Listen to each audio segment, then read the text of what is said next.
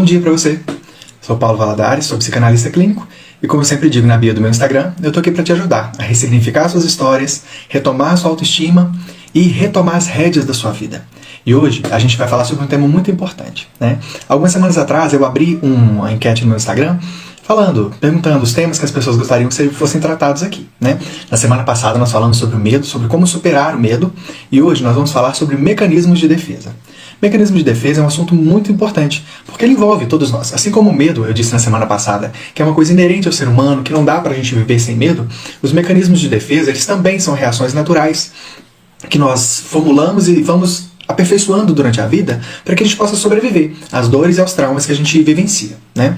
Então é muito importante que a gente entenda esses mecanismos, que a gente entenda como eles funcionam, que a gente consiga perceber quais os mecanismos que nós estamos utilizando e manifestando para que a gente possa adequar e utilizar da maneira correta, tá? Então eu quero te convidar a ficar comigo até o final. Nós vamos trabalhar hoje, entender como esses mecanismos, como nós criamos, o que são os mecanismos de defesa, como que nós podemos usar da maneira adequada. Vou dar alguns exemplos, né, de mecanismos de defesa que as pessoas mais utilizam e aqueles mecanismos de defesa que eu mais encontro, né, nos atendimentos que eu tenho feito.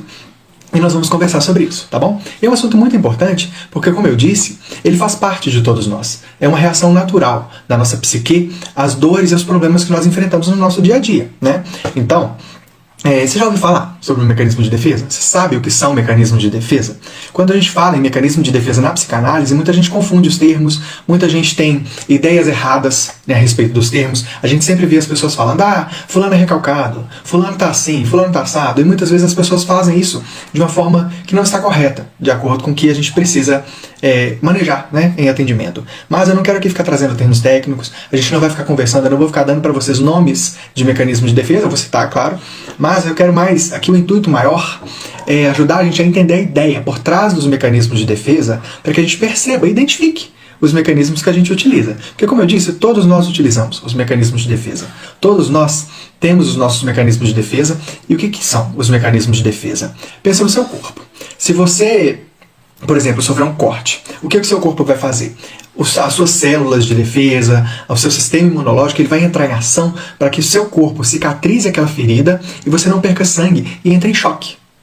Você pensando também quando você está tomando um choque elétrico, por exemplo, o que o seu corpo faz? Ele automaticamente vai te enviar as informações que você precisa para que você tire a mão daquela corrente elétrica e que você pare de sofrer aquela energia que está vindo te afrontar, né? Está vindo te machucar. Né? Quando você encosta, por exemplo, numa panela quente, automaticamente você vai tirar a mão. É uma reação natural do nosso organismo. É uma reação natural, né, que o nosso corpo executa para se proteger, para se precaver de um problema futuro, de uma ferida, de um problema maior. Pensando fisicamente, é assim que funciona, a grosso modo. E psicologicamente é assim também que funciona. Quem criou o termo mecanismo de defesa foi Freud. Freud ele começou a estudar como que a gente se comportava, como que a nossa mente se comportava para se proteger dos eventos traumáticos que a gente passava durante a vida, né?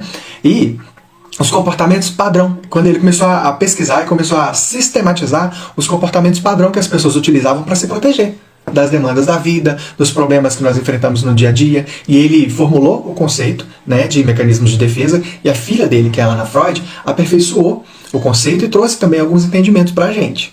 E, como eu disse, eu não vou ficar aqui dando nomes técnicos, a gente não vai ficar falando sobre termos técnicos, sobre como identificar, mas nós vamos exemplificar os mecanismos de defesa para que você possa identificar em você aqueles mecanismos de defesa que você tem utilizado e que a gente pensa, exemplificando aqui falando sobre a questão de cicatrização do corpo, a gente automaticamente pensa que isso é uma coisa boa. E né? É um mecanismo natural do nosso corpo, é um mecanismo natural da nossa psique, assim como o medo que eu citei na semana passada, que a gente usa para se proteger. Então, quando você passa por um evento traumático, são esses mecanismos de defesa que eles nos ajudam, a mesmo que inconscientemente, a vivenciar esses momentos negativos, esses traumas que acontecem com a gente. Então, é uma forma como que a nossa psique ela encontra para se proteger, de fato, para se resguardar, né, de uma dor maior. E o problema aqui é quando esses mecanismos de defesa eles deixam de ser um modo de sobrevivência e eles passam, né, um modo de sobrevivência que vai nos ajudar a enfrentar melhor aquela dor, enfrentar melhor aquela situação, a lidar com aquela situação, e eles se tornam então muletas que vão, ao invés de nos ajudar a passar por aquele problema, eles vão nos prejudicar e vão se tornar para nós uma casca, sabe? Vão se tornar para nós uma coisa que nos impede. Eu tenho sempre na minha mente, quando eu falo de mecanismos de defesa, eu tenho até um vídeo que eu postei há um tempo atrás aqui no meu Instagram também. Quando eu falo de mecanismos de defesa, vem na minha mente aquela cena de filme de guerra antigo, onde tá o exército toda em formação, e de repente quando o inimigo começa a atacar, eles entram naquela formação onde todo mundo coloca os seus escudos, um protegendo os outros, e forma como se fosse uma bolha, né, de escudos para se proteger das flechas dos inimigos. E é mais ou menos isso que vem na minha cabeça, essa imagem que eu formulo na minha cabeça quando eu penso em mecanismos de defesa. É como se a nossa mente percebesse um ataque, percebesse um problema, percebesse um potencial perigo, né, que está vindo para nos afrontar, e ele criasse essas formas, essas cascas, para nos proteger dessas situações e nos ajudar a vivenciar de uma melhor forma, de uma forma mais assertiva, de uma forma mais correta e coesa, de acordo com aquilo que nós queremos, né? Isso é muito positivo, isso é muito adequado, é isso exatamente que a gente precisa fazer, porque imagina só se a gente precisasse ficar enfrentando tudo o tempo todo, se a gente vivesse na nossa mente, na nossa cabeça o tempo todo, com todas as informações que nós precisamos. Nós somos o resultado de tudo que nós vivenciamos todos os dias da nossa vida acumulativamente. Então imagina se o seu cérebro precisasse ter espaço, precisasse ficar acessando conscientemente todos os dias, em todo momento, tudo aquilo que você precisa para sobreviver aos traumas e às questões que você vivencia. Então a nossa mente, o nosso cérebro, ele é plástico. O que ele faz? Ele cria generalizações, ele cria caminhos para se defender. Ele cria subterfúgios, métodos, né, caminhos seguros para se proteger dos potenciais conflitos que ele vai vivenciar. Então, quando você se depara, por exemplo, com uma situação parecida com aquilo que você vivenciou, quando você sofreu um trauma, quando você vivenciou uma situação traumática, o que o seu cérebro vai fazer? Ele vai, mesmo que inconscientemente, ele vai por esse caminho para achar meios de sobreviver, achar meios de lidar com essa situação. Então, é muito importante que a gente entenda esses mecanismos, é muito importante que a gente perceba quais são os mecanismos que a gente está usando, para que a gente não utilize esses mecanismos de forma inadequada, para que esses mecanismos não se tornem muletas, onde a gente vai ficar se apoiando, onde a gente vai ficar o resto da vida usando mecanismos de defesa que muitas vezes não são necessários, né? Porque naquele momento onde a gente estava sofrendo trauma, onde a gente estava vivenciando alguma situação, talvez esse mecanismo de defesa tenha sido útil naquele determinado momento, né? Mas, a partir do momento em que aquele trauma passou, onde aquela situação de perigo cessou, não é necessário mais, talvez, que a gente continue utilizando esse mecanismo de defesa. Só que, o que acontece? A gente continua usando porque é o caminho que o nosso cérebro aprendeu a fazer para se proteger daquela situação. E aí ele vai aplicar esse mesmo mecanismo de defesa em situações que talvez não sejam compatíveis com a ação que o nosso cérebro está executando, né? Eu ouvi uma ilustração uma vez que o nosso cérebro, exemplificando que é a questão que o nosso cérebro é plástico. Qual que é a grande questão? Os caminhos que a gente já faz continuamente é como se nós tivéssemos no nosso cérebro uma avenida, né? E quando você enfrenta alguma situação, o seu cérebro vai entrar nessa avenida, porque essa avenida já está pavimentada, já está iluminada, né? Figurativamente falando. Você já tem um caminho seguro que o seu cérebro aprendeu a seguir para enfrentar alguma situação, vivenciar algum conflito. Então o seu cérebro ele já tem um caminho que ele sabe seguir e que ele sabe que é um caminho que vai trazer o resultado que ele precisa. Mas, a partir do momento que aquele resultado não é mais aquilo que a gente precisa, né? A partir do momento que aquela situação que nós estamos vivenciando é incompatível com aquele caminho que nós estamos entrando, nós começamos a entrar em conflito. Nós começamos a entrar numa proteção desproporcional, né? Nós estamos empreendendo caminhos, entrando em caminhos que não são os caminhos que vão dar os resultados efetivos. E o que a gente precisa fazer é usar a plasticidade do nosso cérebro de maneira inteligente, e vai ser difícil no começo, né? Você vai ter que pegar um caminho alternativo, você vai meio que abrir um caminho no facão. Mas você vai mostrar para o seu cérebro que existe outro caminho, que existe uma outra solução que você pode pegar que vai te dar o mesmo resultado e de maneira mais efetiva.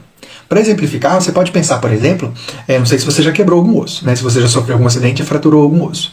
Mas, pensando em muletas emocionais que a gente usa, né, para fugir das nossas questões, dos nossos conflitos, é muito isso. Pensa que você quebrou, por exemplo, uma perna. E você foi no médico, o médico engessou sua perna, te deu ali uma série de orientações, e entre elas ele pediu que você usasse uma muleta. Porque quando você usa uma muleta, você tem um apoio para andar para que você não force aquele osso e ele consiga cicatrizar de maneira adequada, não é? Então, pensa, beleza, você está usando a muleta que o seu médico orientou, ficou algum tempo usando a muleta, mas quando você volta no médico, o médico vira para você, olha, seu osso já está cicatrizado, já está colado, não precisa mais usar a muleta. Só que você aprendeu, você se acostumou com o uso daquela muleta. E o que você vai fazer? Mesmo com a orientação do médico, você vai continuar usando a muleta como um apoio e, perceba, ao invés dessa muleta te ajudar, ela vai te atrapalhar. Porque quando você deixa de usar todas as funcionalidades de um músculo, o que ele faz? Ele atrofia.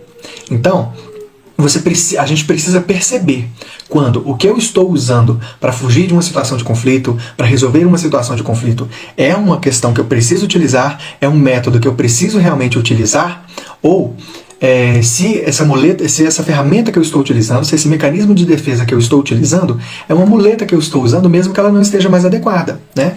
Porque quando a gente percebe, a gente está constantemente armado, a gente está constantemente se defendendo de situações, mesmo que isso não seja necessário. A gente passou por um trauma, né, é o que eu disse, por um tempo a muleta ela foi necessária. Mas chega uma hora em que o seu osso já está cicatrizado, você não precisa mais usar esse subterfúgio. Você não precisa mais usar aquele apoio para poder caminhar. Então você está, ao invés de uma coisa que no momento te ajudou, agora está te prejudicando. Uma coisa que foi para você um meio de sobrevivência, um meio de te ajudar na locomoção, agora está sendo para você um dificultador, porque está te impedindo de fortalecer o seu músculo e a sua perna. Percebe? E é isso que a gente faz. Aqui eu estou usando um exemplo físico, mas é isso que a gente faz mentalmente falando. Bom dia para vocês. David, Amada do Aba, Joyce, bom dia, obrigado por vocês que estão aqui comigo. Compartilha essa live, tá? É um assunto muito importante, é um assunto que todos nós vivenciamos e a gente precisa entender como esses mecanismos atuam na nossa mente para que a gente possa superar os nossos traumas de maneira adequada e começar a vivenciar as nossas situações, as nossas questões de uma forma mais assertiva, tá bom? Então fica aqui comigo e compartilha essa live. Chama seus amigos também para que a gente possa aprender juntos, tá bom? Então, como eu estava dizendo, uma coisa que no momento, né, por um momento, o uso da muleta ela foi necessária, a partir do momento que o médico te libera e você continua utilizando, ao invés de ser uma coisa que vai te ajudar, ele vai te atrapalhar. Então, os nossos mecanismos de defesa, eles são positivos? São. Mas quando aquele conflito cessa, quando aquela situação traumática, quando aquele evento conflituoso, ele cessa, a gente pode baixar a guarda. A gente não precisa mais estar constantemente armado e se defendendo. Mas a gente não sabe fazer isso. Muitas vezes a gente continua usando essas muletas, continua usando essas ferramentas, né? Mesmo que os nossos conflitos tenham cessado e que a gente não precise mais acessar. Isso traz desequilíbrio. Isso traz disfuncionalidades. E a gente vai conversar sobre isso. Eu vou dar para vocês alguns exemplos, né, de mecanismos de defesa. É como eu disse, eu não vou ficar aqui dando termos técnicos, né, porque aqui não é um propósito. Mas é te ajudar mesmo a identificar quais são os conflitos, quais são os mecanismos de defesa que você utiliza e que não estão adequados com aquele foco que você precisa ter. E para que você também ajude as pessoas ao seu redor a identificar mesmo. Olha, esse comportamento talvez você precisasse em determinado momento, mas agora, né, não está desproporcional, né? E para que a gente possa entender o que são os mecanismos de defesa de forma bastante adequada, é interessante a gente entender como que isso se forma na nossa psique, tá? Eu expliquei um tempo atrás numa live o que seria o id, o ego e o superego, tá? Vou explicar aqui de maneira bem sucinta porque eu já explanei melhor na outra live, mas é importante para a gente entender. Todos nós nascemos com uma pulsão primeira. O id, ele é aquela instância primeira de nós, que nós somos. Então, é a manifestação da nossa vontade. Então, o bebê ele já nasce, por exemplo, ele sabe que para ele sente fome, ele sente frio, ele sabe quando ele está sujo. E o que ele precisa fazer? Ele chora quando ele quer ajuda, né? Então, as necessidades biológicas básicas estão conosco desde que a gente nasce. E as nossas necessidades psicológicas básicas também estão presentes no nosso id. Então, o nosso id, ele é aquela manifestação da nossa vontade primitiva, né? É aquilo que a gente começa a manifestar desde a nossa mais tenra idade, desde a mais baixa idade que a gente pode ter, tá? E o ego, o que é o ego? Ele é a evolução, entre aspas, do id. É quando aquela criança começa a se perceber como um indivíduo no mundo. Ele não é mais uma extensão da mãe e do pai, mas ele começa a perceber suas vontades, ele começa a manifestar suas vontades, ele começa a perceber quais são os seus desejos e se perceber como um indivíduo. E, à medida que essa criança vai crescendo, ele começa a ser influenciado pelo superego. Então perceba, a gente tem o id, o ego e o superego. O superego, ele é a representação dos ideais, dos valores, da cultura, né, onde aquele indivíduo está inserido. Ele é meio como se fosse um conselheiro, né? Ele vai orientando o ego, porque, como eu disse, o ego ele é a evolução do id, que é a nossa vontade primitiva. O ego vai colocando o indivíduo na sociedade, fazendo com que ele perceba os seus desejos e as suas vontades, se perceba como indivíduo, e o superego vem para suprimir o ego, para que ele entenda o que é socialmente aceitável e o que não é socialmente aceitável, né? Então ele começa a mostrar para o ego, olha, isso aqui você pode manifestar em sociedade, isso aqui você não pode manifestar em sociedade porque não é socialmente aceito, né?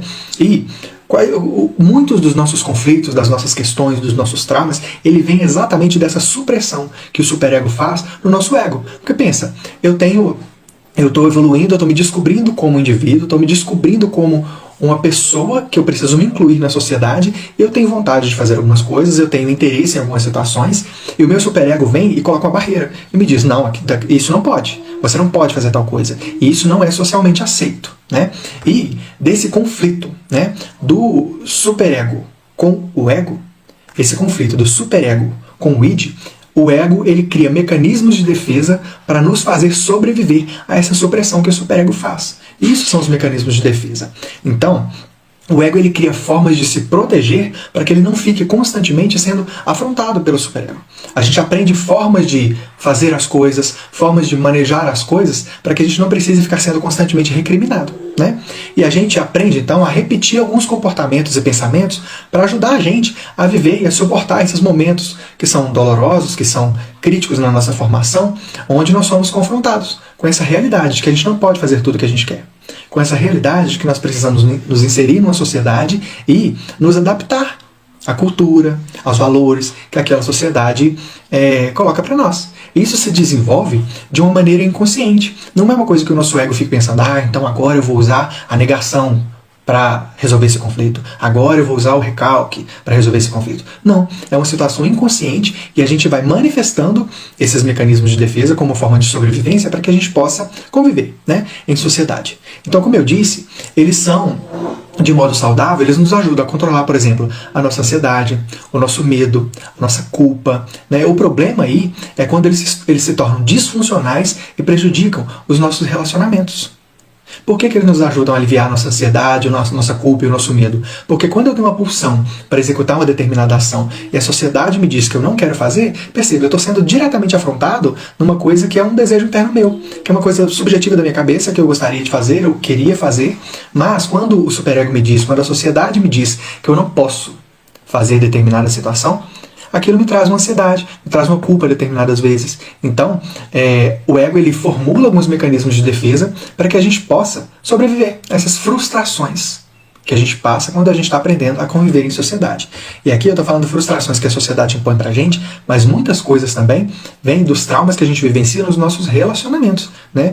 Então a gente precisa reconhecer quais são, né, os mecanismos de defesa que a gente utiliza para se defender, perceber se eles estão funcionando adequadamente e quais são os ajustes que precisam ser feitos para que a gente possa viver de uma maneira mais adequada, vivenciar de maneira mais adequada esses mecanismos de defesa. Porque é isso que vai fazer com que a gente viva uma vida mais plena. Porque quando a gente pensa nos mecanismos de defesa, eu já contei, por exemplo, outras vezes, né, com relação a os abusos que eu sofri quando eu era criança e tal. E um mecanismo de defesa que eu criei para mim, por exemplo, foi a projeção.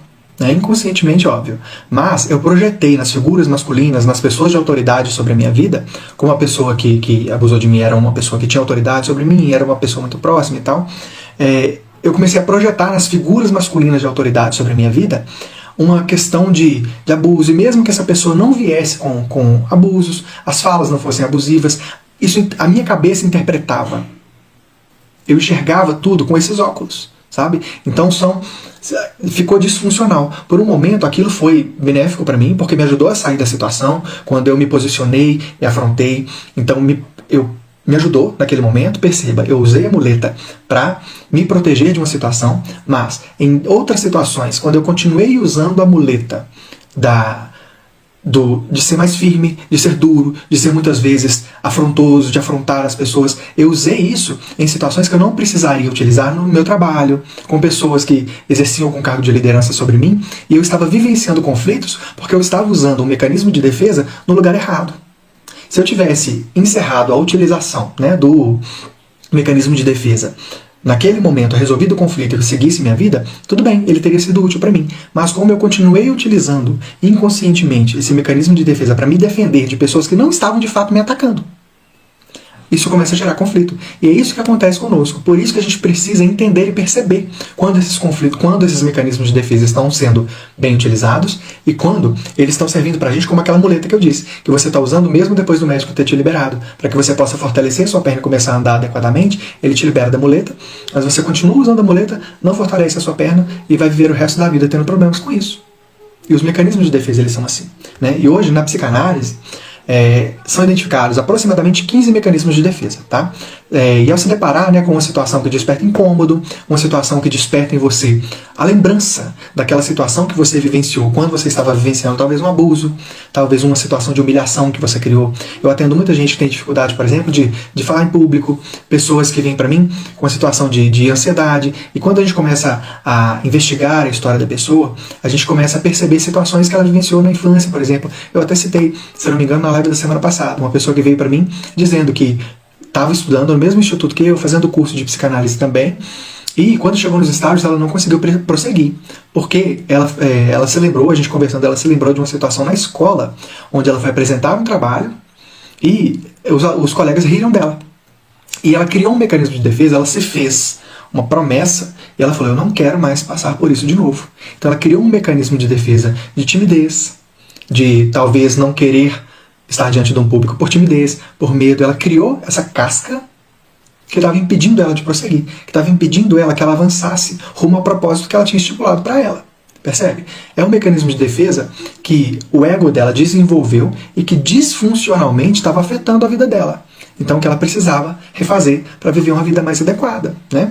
Então, a gente precisa entender que aí a questão, quando alguma situação, já na sua vida adulta, depois, beleza, você passou um trauma na sua infância, na sua adolescência, você sofreu uma questão, né? E na sua vida adulta já, no seu trabalho, no seu relacionamento, você começa a vivenciar uma situação que te lembre aquela situação que você vivenciou, mesmo que de uma forma inconsciente. Você não está pensando nisso, você não está lembrando disso, você não está sofrendo por aquela situação conscientemente.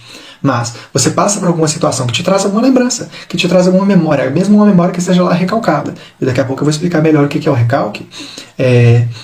O seu ego, a sua movimentação vai ser no sentido de se defender, mesmo que aquela situação não seja um potencial perigo como foi para você quando você criou aquele mecanismo de defesa. Então, os mecanismos de defesa, eles são úteis para a gente. Eles cumprem em nós o papel de nos ajudar a lidar com os conflitos emocionais e com as questões que a gente precisa lidar. Mas eles fazem mal para a gente quando eles nos impedem de ver a realidade de uma situação, quando eles nos fazem, por exemplo, dificultar a resolução de algum conflito no relacionamento conjugal, por exemplo. Os mecanismos de defesa, eles colocam na gente óculos, eles colocam na gente uma visão a respeito do mundo, eles alteram a nossa visão do mundo para se proteger dos conflitos que a gente possa vivenciar, e eles vão criando em nós, na nossa cabeça, cenários falsos a respeito das coisas. Você começa a enxergar as coisas diferente do que elas de fato são. Talvez naquela situação o seu cônjuge esteja falando com você uma coisa que não tem nada a ver, mas você se lembra de uma situação que você observou, que você vivenciou na sua infância, no seu passado, talvez no relacionamento conflituoso dos seus pais, e você viu ali uma situação conflituosa, e quando o seu cônjuge vem trazer para você, por exemplo, uma demanda, você se lembra inconscientemente daquele conflito que você talvez até observou, e você resolve se proteger daquilo inconscientemente, você se protege daquela situação, agindo e reagindo de uma forma desproporcional, para se defender, porque você não aceita vivenciar de novo ou vivenciar aquela situação conforme a sua mãe, o seu pai vivenciou, por exemplo, você observou alguém vivenciando, você quer se proteger. E muitas vezes a situação é diferente, não está de acordo, é desproporcional, né, a nossa reação. Então a questão de usar os mecanismos de defesa de forma inadequada, eles vão nos levar a cometer erros, a cometer injustiças muitas vezes, a tomar decisões precipitadas, né, a interpretar equivocadamente os acontecimentos e as pessoas. Então a gente começa a vivenciar de forma inadequada, sabe? E dependendo do mecanismo de defesa, ele pode causar até prejuízo à saúde mental mesmo. Né? A pessoa entrar num desequilíbrio, entrar numa depressão profunda, entrar numa crise de ansiedade generalizada, porque essa pessoa está se defendendo de um perigo que não vem, de uma ameaça que não existe. Só existe na cabeça dela, né? Porque ela está observando um padrão que lembrou ela de alguma situação, então na cabeça dela faz sentido, mas se ela parar racionalmente para analisar, não vai trazer para ela o trauma que ela teve talvez no passado. Então, a gente precisa, e o grande problema aqui, é que por ser inconsciente, a gente não se dá conta, a pessoa não se dá conta, sabe, de que ela está agravando o seu sofrimento utilizando essas armas. É como se você estivesse tentando, você pensa aí, você chega na sua casa, por exemplo, você abre a porta da sua casa e tem uma barata na parede. Aí você vai matar a barata na parede, o que normalmente as pessoas fazem? As pessoas pegam um chinelo e vai matar a barata. É o comportamento normal, né? Uma pessoa que está com um mecanismo de defesa aflorado, desproporcional à situação que ela está vivenciando, ela vai matar a barata com uma bazuca. Ela vai pegar uma bazuca e vai atirar na barata.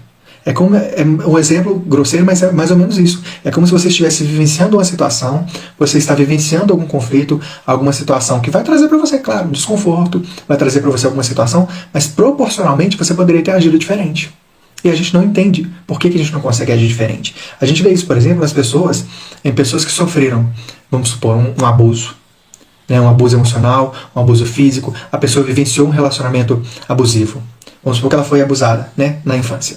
Sofreu um evento traumático. Quando ela cresce, ela vai entrar em 2 mecanismos de defesa. Ou ela vai recalcar esse mecanismo de defesa, não vai se lembrar disso, e ela vai começar a vivenciar relacionamentos abusivos, porque foi isso que ela aprendeu como padrão, então ela se submete, porque ela aprendeu que aquilo era um padrão de comportamento que ela precisava se submeter.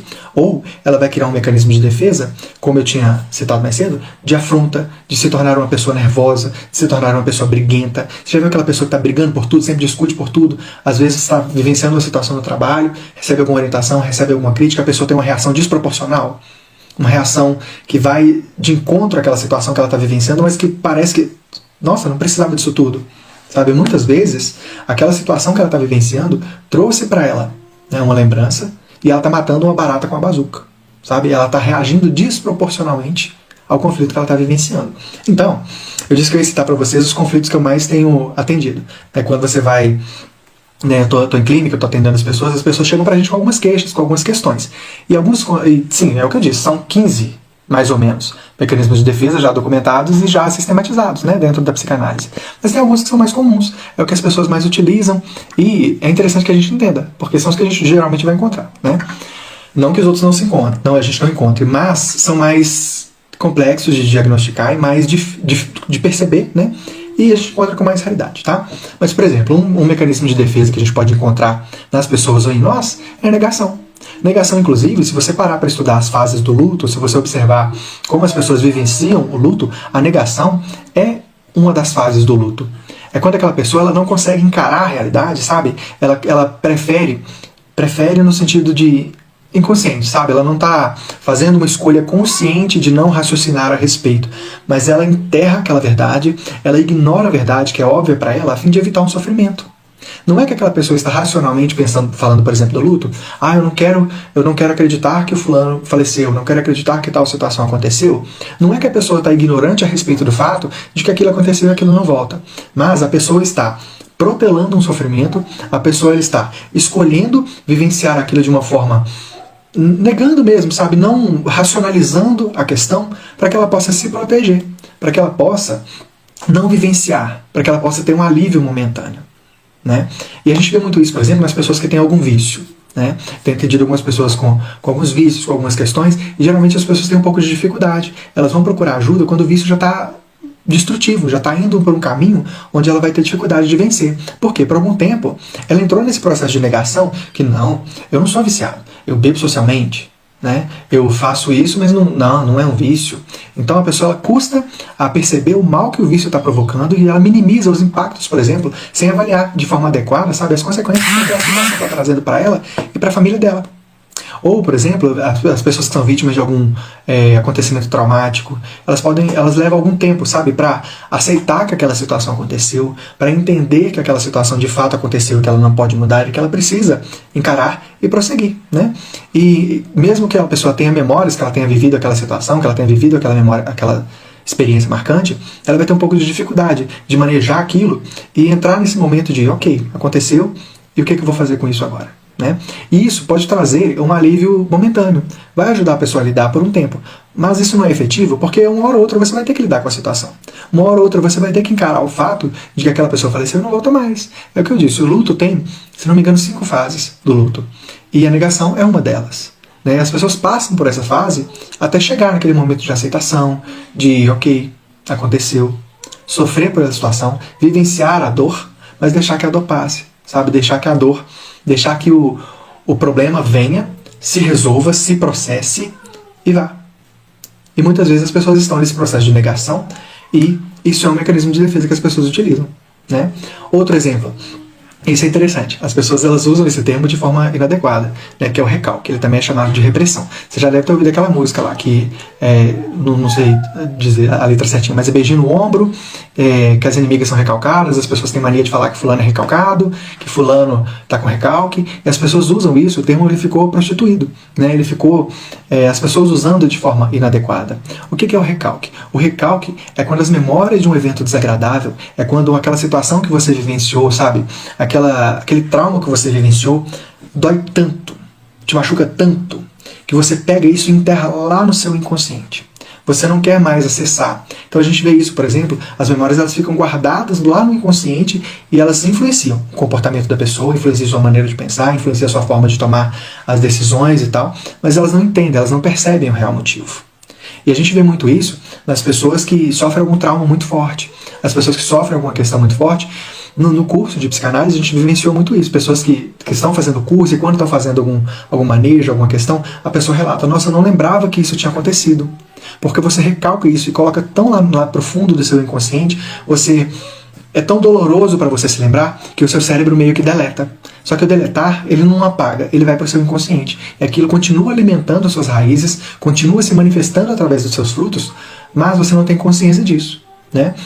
Então, é o que eu disse, elas não desaparecem, elas ficam ali armazenadas e elas continuam se manifestando para vocês. E muitas vezes as pessoas vêm para a gente em forma de sonhos, em forma de comportamentos disfuncionais. Então, por exemplo, você pega uma pessoa que sofreu abuso, como eu disse, e ela tem dificuldade, por exemplo, de estabelecer relacionamentos saudáveis, porque ela começa a se defender de tudo e de todos, ela começa a acreditar que todo mundo é um potencial abusador, então ela não consegue se entregar, não consegue estabelecer relacionamentos saudáveis, porque inconscientemente, mesmo que talvez ela tenha recalcado aquele abuso, ela não se lembre daquilo que ela sofreu, que ela vivenciou, ela acredita, não entende porquê, mas ela acredita que as pessoas não são dignas de confiança, né? Então, o recalque, o que ele faz? Ele faz com que a dor ela seja censurada, ela faz com que ela seja recalcada lá no nosso inconsciente, e elas retornam para o nosso inconsciente, como eu estava dizendo, às vezes através de sonhos, às vezes através de algum sintoma que a pessoa não identifica, mas ela está vivenciando, por exemplo, alguma doença psicossomática, né? Ela está vivenciando alguma situação, porque ela não conseguiu identificar que aquela dor que ela vivenciou, ela recalcou, ela engoliu os sapos, ela enterrou tão fundo que ela não acessa mais, ela não resolve mais, mas que aquilo continua contaminando. Isso é muito comum. É muito comum nos atendimentos. As pessoas vêm narrando ansiedade, vêm narrando uma série de questões que quando você vai conversar, vai começar a travar um diálogo com a pessoa, você percebe que as questões são tão profundas e muitas vezes a pessoa não tem noção. Quando a gente começa a destrinchar a história, começa a desenhar para a pessoa, mostrar para ela uma linha de raciocínio que o comportamento que ela tem hoje está enraizado em alguma situação que ela vivenciou na infância, vivenciou um evento traumático, vivenciou alguma situação, e evento traumático aqui não é só questão abuso, não é só uma questão, às vezes o que é traumático para mim não é traumático para você. Às vezes eu vivenciei uma situação, uma fala de alguém, uma exposição, alguém me expôs de alguma forma indevida, alguém me tratou de uma forma indevida, alguém me tocou de uma forma indevida, e aquilo se torna para mim um trauma, se torna para mim uma ferida emocional, se torna uma situação que eu não quero tratar e não quero resolver. E não quero, não é porque eu não vou resolver esse problema conscientemente, mas eu não quero porque aquilo dói, não quero porque aquilo traz sofrimento, porque aquilo traz conflitos que talvez naquele momento eu não esteja disposto e eu talvez não tenha maturidade emocional para lidar com aquela questão. Então, eu recalco, eu mando para o meu inconsciente, vai para o meu inconsciente e fica ali, remoendo, nutrindo os frutos, né? Como eu disse, a minha raiz vai buscando ali no meu inconsciente essas questões que vão se manifestar através de doenças psicossomáticas, nos sonhos, né, vão trazendo para a gente de diversas formas, tá? Então, recalque é isso. É quando a gente vivencia um trauma tão forte, vivencia alguma situação tão dolorosa, que para não lidar com isso, porque eu não tenho talvez maturidade emocional e não tenho como lidar com isso naquele momento, eu enterro aquela situação, eu engulo o sapo e continuo vivendo a minha vida sem perceber que aquilo ainda está me afetando, né? E o que não é resolvido, o que não é percebido, não é resolvido. É como eu sempre tenho dito, se você quer que os seus traumas sejam curados, se você quer curar um comportamento, curar alguma situação, resolver alguma manifestação que você está tendo, talvez de ansiedade, talvez de uma ansiedade noturna, né? Talvez de uma situação que você não saiba por que você está vivenciando, provavelmente você recalcou, você não está se lembrando e você precisa investigar e acessar, para que você consiga perceber né? O que está causando esse sofrimento, tá? E um outro mecanismo de defesa muito interessante que as pessoas, é o que eu disse que eu fazia, e muita gente chega pra gente também com esse mecanismo de defesa, é a projeção. É quando a pessoa projeta nos outros, ou aquilo que ela não consegue aceitar em si mesma, né? Aquilo que na sua história, na sua vivência, aquilo que causou confusão, aquilo que trouxe para ela algum trauma, ela não conseguiu racionalizar, não conseguiu resolver essa questão, e ela projeta nos outros. Ou ela projeta nos outros também as suas expectativas, os seus desejos, aquilo que ela não consegue, talvez não conseguiu, talvez cumprir, ela projeta nos outros. A gente vê muito isso naqueles pais que tinham um sonho, tinham um propósito, não conseguiram se realizar e projetam nos filhos.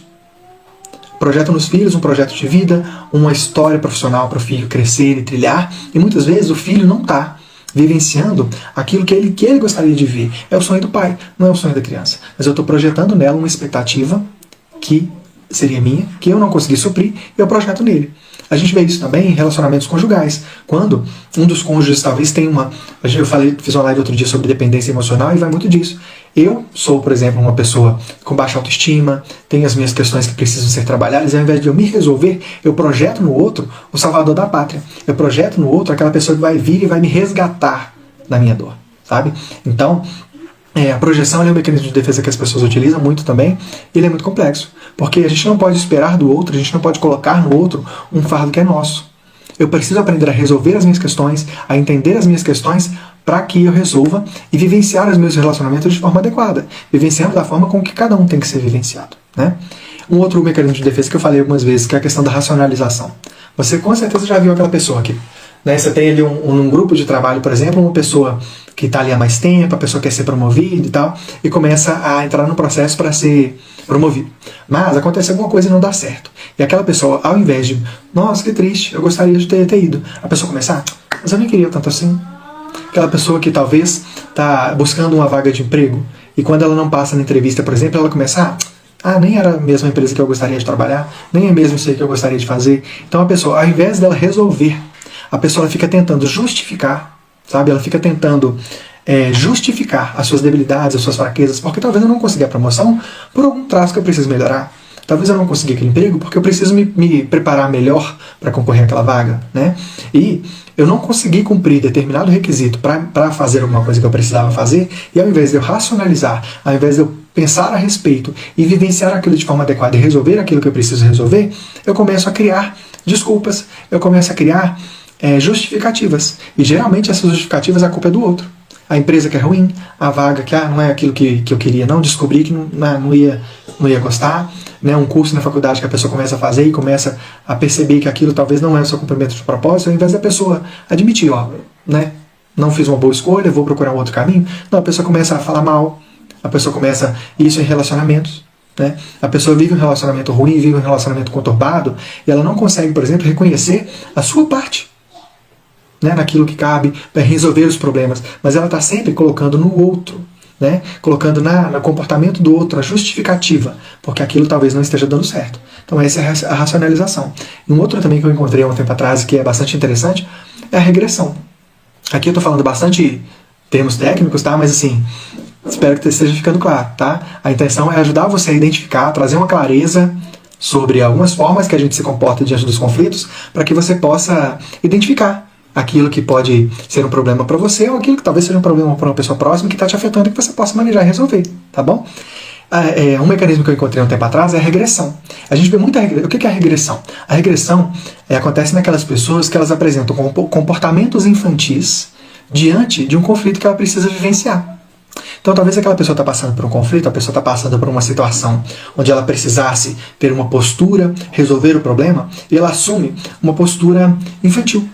Freud ele descreveu o desenvolvimento psicossocial em algumas fases, né?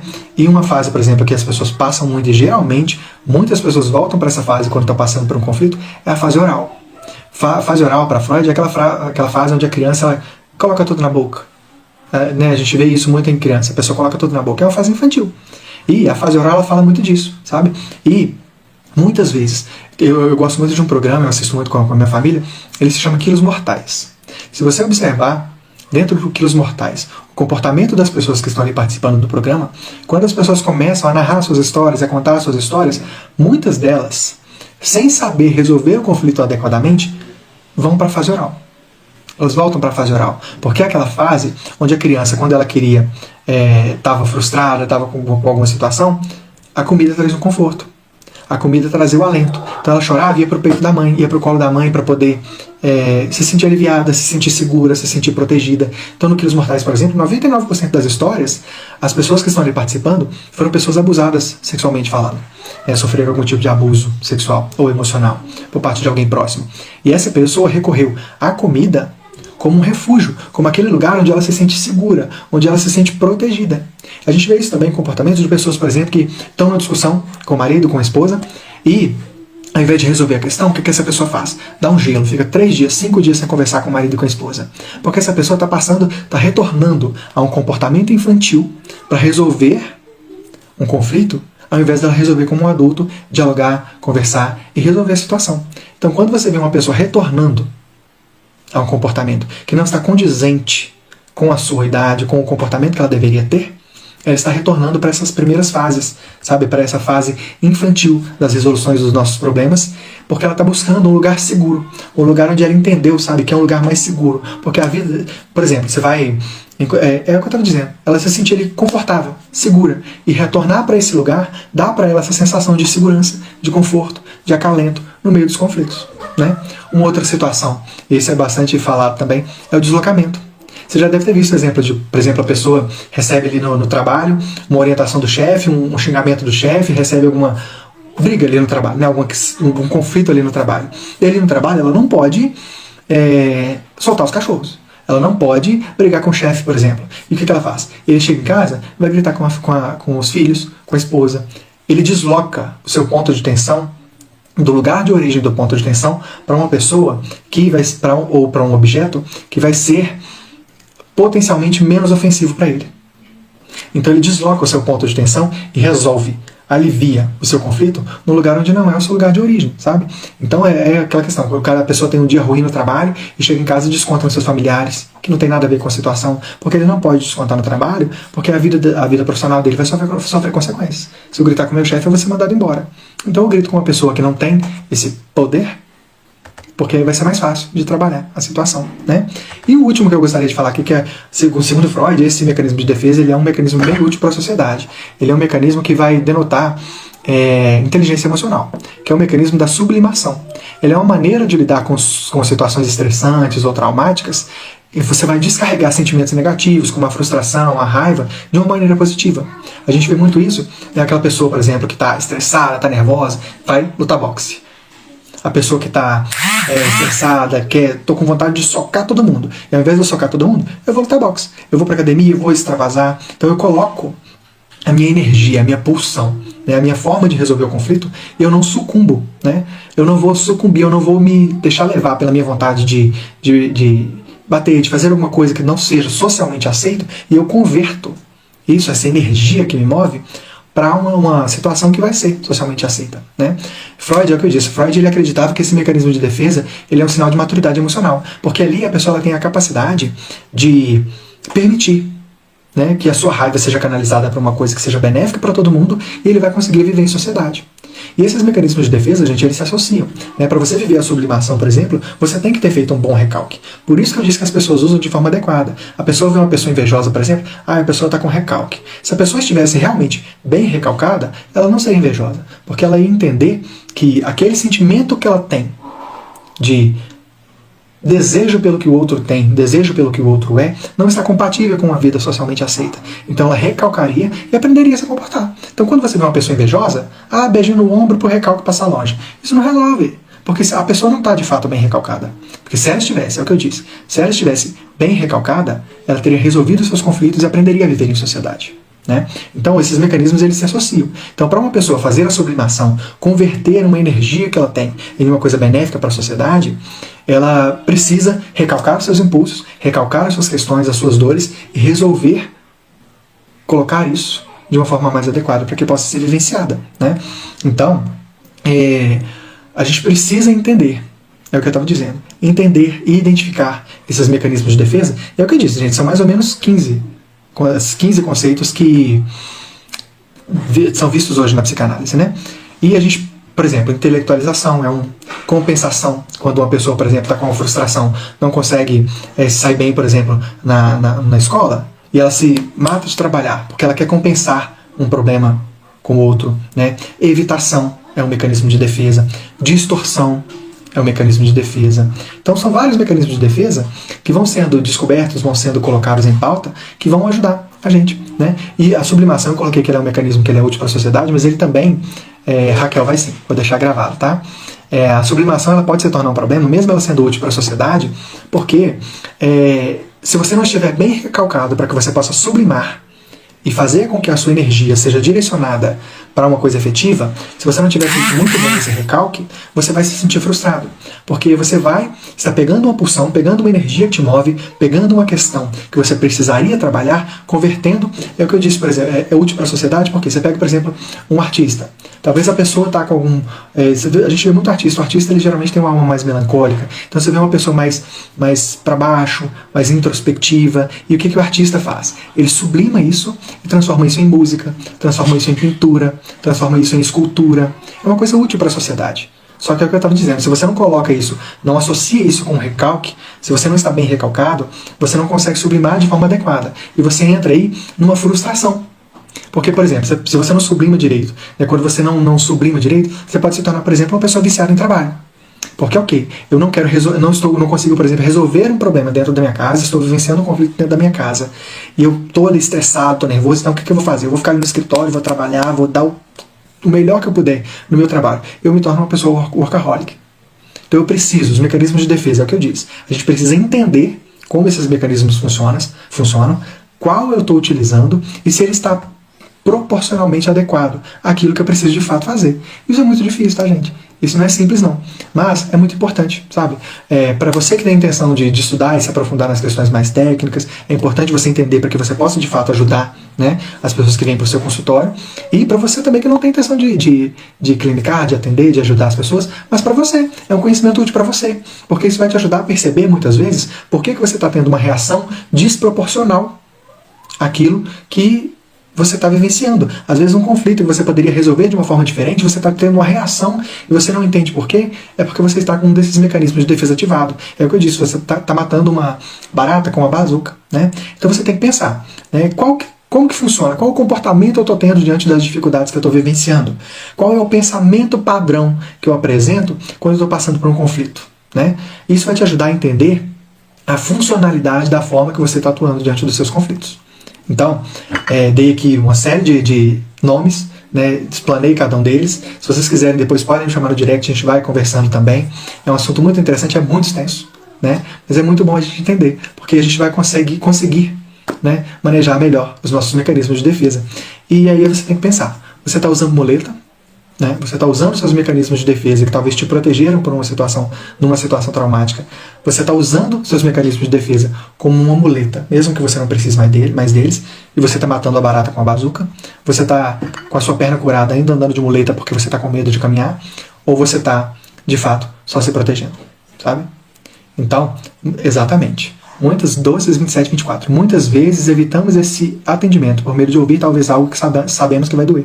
Exatamente. Eu tenho dito muito isso, sabe? Não é gostoso. O autoconhecimento ele é uma coisa que liberta, mas ele é um movimento doloroso. Porque você vai ter que levantar, sabe, os tapetes, você vai ter que tirar as sujeiras, você vai ter que acender a luz em quartos escuros, então você vai se lembrar de coisas que você não se lembrava, você vai tocar em assuntos que você evitou tocar por tanto tempo, porque você sabe que te traz conflitos. E isso é sim um mecanismo de defesa, tá? Isso é a negação. Isso é a negação. É o primeiro exemplo que eu dei, tá? O primeiro conflito que eu dei foi a negação. Você está evitando se postar diante daquele problema, porque você sabe que aquilo vai ser afrontoso. Você sabe que aquilo vai trazer dor para você. Mas, é o que eu tenho dito, você não consegue se curar. Eu dei esse exemplo algumas vezes, mas se você sofre um corte, por exemplo, quando você vai no médico para o médico dar pontos e curar o seu corte, antes dele cicatrizar, o que o médico vai fazer? Antes dele fechar a ferida, o que ele vai fazer? Ele vai limpar a ferida, vai passar água oxigenada, vai passar álcool, vai costurar. Muitas vezes a costura, quando o ferimento está inflamado, ele não pega nem anestesia, então você sente a costura, sabe? Então antes de ficar bom, fica um pouquinho pior. Porque a gente precisa remexer nessas feridas para que a gente se cure. Tá? Então é importante que a gente entenda que Precisa doer um pouco para que a gente se cure melhor. O autoconhecimento ele liberta, mas ele não é um caminho fácil não, tá? Exatamente, Raquel. A gente vive na defensiva, a gente vive não aceitando, sabe, esses tratamentos, não aceitando que as dores passem. A gente vive a vida inteira, sabe, remoendo, andando de muletas. Então, ao invés de eu resolver os meus conflitos, né, me sinto nesse processo, amada do Abba. É muito importante a gente entender que esse processo, ele não é rápido, ele não é simples e ele não é indolor. Vai doer, mas vai te libertar. Tá bom? Gente, prazer estar aqui com vocês hoje. Espero que tenha sido claro, que tenha ajudado você a identificar alguns conflitos, tá bom? Prazer. Até sábado que vem. Espero vocês aqui comigo. E compartilhe essa live. Deixa lá o seu comentário. Vou salvar no feed. Deixa o seu comentário. Muito bom estar aqui com vocês, tá bom? Gente, bom dia pra vocês. E até sábado que vem. Um abraço. Tchau, tchau.